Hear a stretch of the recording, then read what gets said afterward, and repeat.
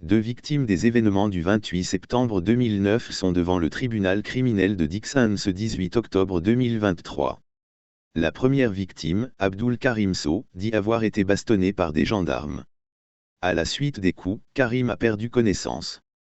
Il a été admis dans une clinique. Après que sa situation s'est améliorée, dit-il, il a continué vers le stade, parce que son objectif c'était d'écouter les interventions des leaders qui ont appelé à la manifestation.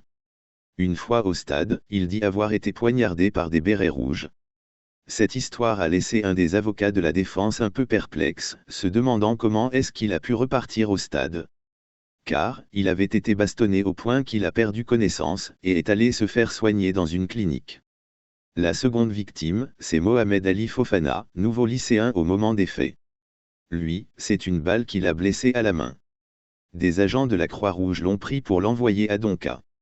Mais, dit-il, il y avait des blessés à même le sol, couchés pêle-mêle. Il a dit qu'il ne pouvait pas rester là.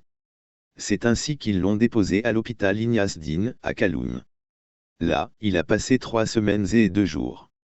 À l'hôpital, il dit avoir été marqué par une attitude du ministre de la Santé d'alors, le colonel Abdoulaye Cherif Diaby. Une attitude, dit-il, qui a cassé son moral. Madame la directrice a fait l'exposé en disant que je suis une victime, je suis élève. Après, le ministre m'a demandé pourquoi j'étais sorti. Je lui ai dit que je partais au meeting. Je lui ai dit que j'ai le profond regret parce que je viens d'avoir mon BEPC.